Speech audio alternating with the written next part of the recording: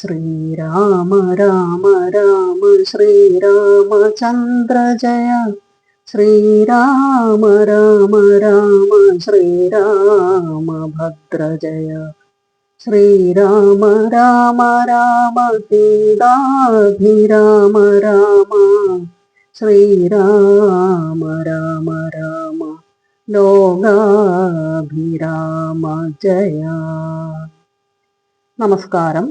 ലളിതം സുന്ദരത്തിലേക്ക് എല്ലാവർക്കും സ്വാഗതം. അപ്പോൾ കർക്കിടക മാസമൊക്കെ വരാറായി. രാമായണ മാസത്തിലെ പുണ്യം നേടാനുള്ള നമ്മുടെ പ്രാർത്ഥനകളുടെ മാസം. അപ്പോൾ നമുക്കിന്ന് രാമായണ മാസത്തിന്റെ പ്രാധാന്യവും ചരിത്രവും പാരായണ രീതികളും ഒക്കെ മനസ്സിലാക്കാം കേട്ടോ. പണ്ട് കർക്കിടക വറുതി പഞ്ഞമാസം എന്നൊക്കെയാണ് കർക്കിടക മാസം അറിയപ്പെട്ടിരുന്നത്.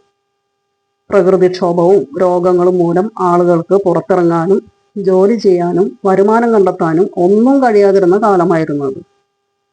ഇന്നത്തെ തലമുറയ്ക്ക് ഈ പഞ്ഞമാസം കർക്കിടകം എന്നതൊക്കെ അന്യമായിരിക്കും. അന്ന് എല്ലാവരും വീടുകളിൽ തന്നെ കഴിഞ്ഞുകൂടേണ്ട സാഹചര്യമായിരുന്നു. പട്ടിണി, അസുഖങ്ങൾ ഇതിൽ നിന്നൊക്കെ രക്ഷപ്പെടാൻ പൂർവികൾ രാമായണത്തെ ആശ്രയിച്ചിരുന്നു. ഐശ്വര്യം കൈവരുന്നതിന് വേണ്ടി രാമായണം പാരായണം ചെയ്തു. അങ്ങനെ മാനസികമായി കരുത്തു നേടാനും ദുരിതങ്ങളെ അതിജീവിക്കാനും അവർക്ക് കഴിഞ്ഞു. വ്യാപകമായി നമ്മൾ രാമായണ മാസം ആചരിച്ചു തുടങ്ങിയത് 1980കളുടെ തുടക്കത്തിലൊക്കെ ആയിരുന്നു. കേരളത്തിലെ വീടുകളിലും ക്ഷേത്രങ്ങളിലും ഒരു അനുഷ്ഠാനമായി രാമായണ മാസം ആചരിച്ചിരുന്നു. മനസ്സിൽ ആത്മീയതയുടെ ഊർജവും ചൈതന്യവും നിറയ്ക്കാൻ ഈ വായന സഹായിക്കുന്നു. ഇന്ന് കർക്കിടക വറുതിയൊന്നും പറയാനില്ലെങ്കിലും ഇന്നത്തെ തലമുറയ്ക്ക് ആചാര അനുഷ്ഠാനങ്ങളുടെ പ്രാധാന്യം കൂടി മനസ്സിലാക്കി കൊടുക്കേണ്ടത് ആവശ്യമാണ്. എഴുത്തച്ഛന്റെ അധ്യാത്മരാമായണ കിളിപ്പാട്ടാണ് പാരായണത്തിന് ഉപയോഗിക്കുന്നത്. കിളി പാടുന്ന ശൈലി, അതായത് ലളിതമായ ഭാഷയിൽ സാധാരണക്കാരനെ എളുപ്പം മനസ്സിലാക്കാൻ പറ്റുന്ന വിധമാണ് കിളിപ്പാട്ട്. ഇന്ന് നശിച്ചുകൊണ്ടിരിക്കുന്ന മൂല്യങ്ങൾ, അതായത് ധർമ്മം, ത്യാഗം, സ്നേഹം, കടമകൾ, ഇതെല്ലാം ശ്രീരാമചന്ദ്രന്റെ ജീവിതത്തിലൂടെ നമുക്ക് മനസ്സിലാകുന്നു.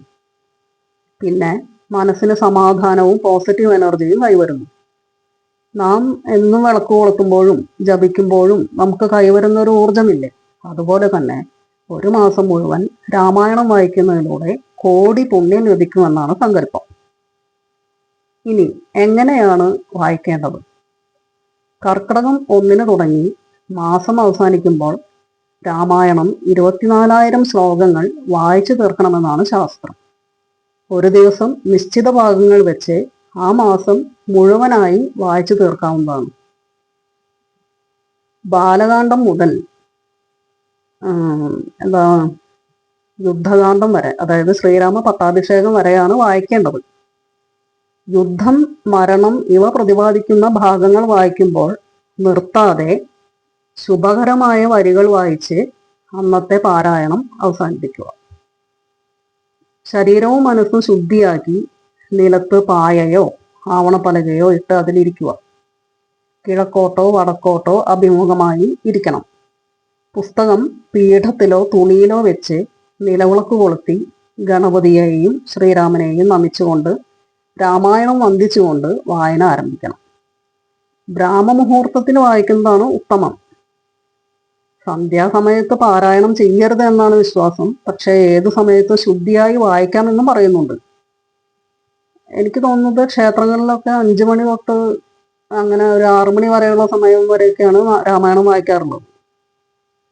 രാവിലെ ഒരു 11 മണി വരെ 11:30 വരെയൊക്കെ കേൾക്കാറുണ്ട്. ബാലകാന്ഡത്തിലെ ശ്രീരാമ രാമ രാമ എന്ന് തുടങ്ങുന്ന ഭാഗം പാടിയാണ് തുടക്കം. രാമായണം മുഴുവൻ വായിക്കാൻ സാധിക്കാത്തവർക്ക് അതിലെ പ്രധാന സന്ദർഭങ്ങൾ വിവരിക്കുന്ന ശ്ലോകങ്ങൾ, ലളിതമായ ശ്ലോകങ്ങൾ ഇവയൊക്കെ വായിക്കാവുന്നതാണ്.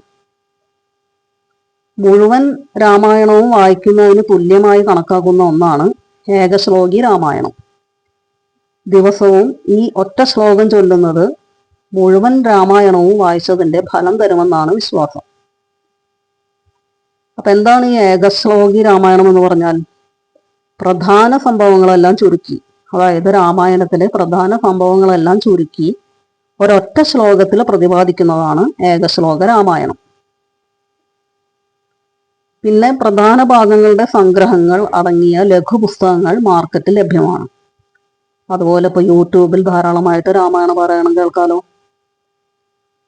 അല്ലെങ്കിൽ പ്രത്യേക ഭാഗങ്ങൾ, ബാലകാന്ഡം, സുന്ദരകാന്ഡം. ബാലകാന്ഡത്തിൽ രാമന്റെ ജനനം, ബാല്യം, വിശ്വാമിത്രനൊപ്പമുള്ള യാത്ര, താടകാവധം, സീതാ സ്വയംവരം ഇവയൊക്കെയാണ് പ്രതിപാദിക്കുന്നത്. 5ാം കാണ്ഡമായ സുന്ദരകാന്ഡത്തിൽ ഹനുമാന്റെ ലങ്കാപ്രവേശം, അശോകവനിയിലെ സീതയെ കാണുന്നത്, ലങ്കാദഹനം ഇതൊക്കെയാണ് പ്രതിപാദിക്കുന്നത്. യുദ്ധകാന്ഡം അവസാനിക്കുന്നതോടെയാണ് ശ്രീരാമന്റെ കഥ പൂർണ്ണമാകുന്നത്. അതിൽ രാമരാവണ യുദ്ധം, രാവണവധം, സീതയുടെ അഗ്നിപ്രവേശം, അയോധ്യയിലേക്കുള്ള തിരിച്ചുവരവ്, പട്ടാഭിഷേകം ഇതുവരെയാണ് വായിക്കേണ്ടത്. രാമായണത്തിൽ ആകെ 6 കാണ്ഡങ്ങളാണുള്ളത്.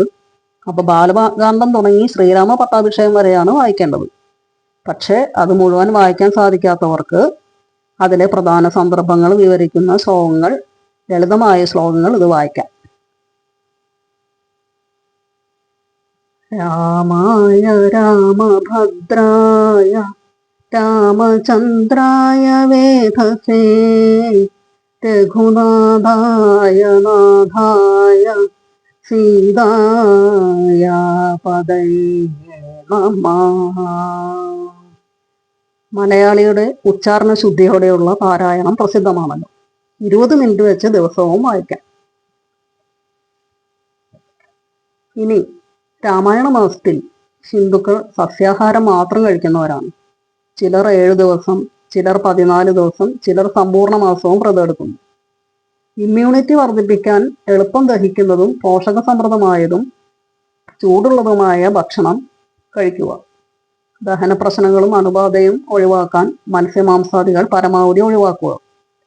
ഔഷധക്കഞ്ഞി, അതായത് ഔഷധക്കഞ്ഞിയുടെ കൂട്ട് എല്ലാവർക്കും അറിയാമല്ലോ. ഞവരയരി, ഉലുവ, ജീരകം, ആശാളി, തഴുതാമ, നറുനീണ്ടി ഇതെല്ലാം ഇട്ടതാണ് ഈ കഞ്ഞി. ശരീരത്തിലെ വിഷാംശം നീക്കാനും ദഹനശക്തി കൂട്ടാനും ഈ കഞ്ഞി സേവിക്കുന്നതിലൂടെ സാധ്യമാകുന്നു. ആവിയിൽ വേവിച്ച പലഹാരങ്ങൾ, മുതിര, ഇലക്കറികൾ, മുരിങ്ങയില ഒഴിച്ച്. കാരണം മുരിങ്ങയില കർക്കിടകത്തിൽ കഴിക്കുമെന്നാണ് പറയപ്പെടുന്നത്. അതങ്ങനെ തന്നെയാണ്.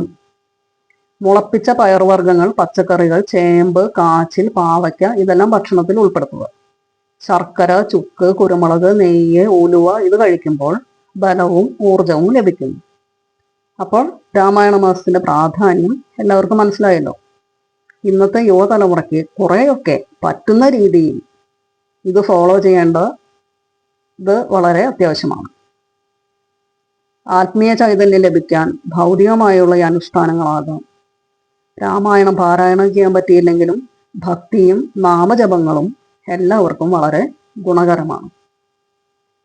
അപ്പോൾ എല്ലാവരും നന്നായിട്ട് രാമായണ മാസമൊക്കെ ആചരിക്കാനും രാമായണം പാരായണം ചെയ്യാനും സാധിക്കട്ടെ എന്ന് ആശംസിച്ചുകൊണ്ട് അടുത്ത എപ്പിസോഡ് കാണാം കേട്ടോ.